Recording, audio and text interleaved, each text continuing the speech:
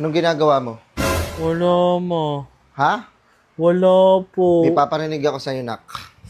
Pag pinaluha mo ang nanay mo, tandaan mo, may kabayaran ang bawat luha niya.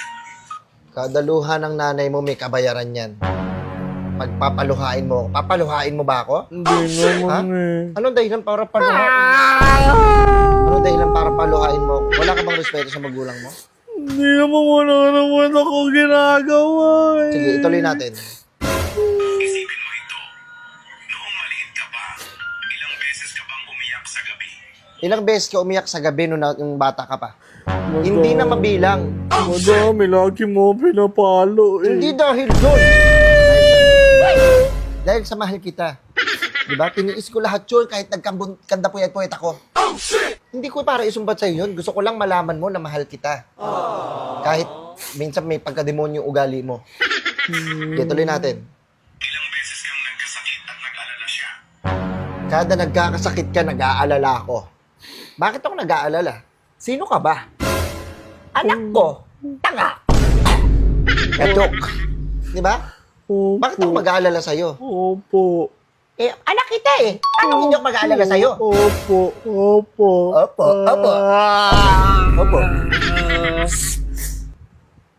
Ilang beses kang nagutom at tiniis niya ang sarili niyang gutom para lang may maihain sa'yo? Diba? Ang daming tiniis sa mga nanay ng mga gutom. Para lang hindi ka magutom, anak. Nagagalit ka nga pag nagluluto ako ng pancit canton eh. Kasi, pag nagluluto ka ng pancit canton, kasama yung mga tropa mo dyan. Uy! Ayan ang inaano ko. Diba? Ilan ang tiniis kong gutom, nak? Oh. Para lang hindi ka magutom. Kasi mahal kita. Lagi mo. Mag-aasar ka pa talaga. Nag-aasar ka pa talaga. Himpa mo, himpa mo. Sige, tuloy natin. Wag na. Ayoko na yan. Itutuloy natin, no? Tutuluyan na. Ayoko na lang yan. Pero ngayon, sino ang lumuluha?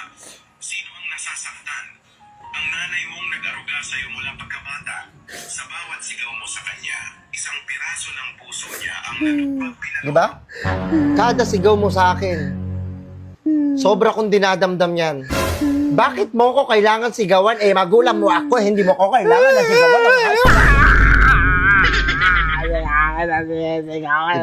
Diba? Wala ka bang respeto? Wala ka naman ako ginagawa eh. Hoy! Shut up. Diba? Kung gano'n mo ka-respetado yung teacher mo, dapat gano'n din kayo respeto sa amin. Dahil kami ang magulang nyo. Obo. Ha? Obo. Actually, wala akong magawa eh. Gusto lang kitang gulpihin. May kita kay Papa. Sabihin mo, parang dalawa pa kayo bubog.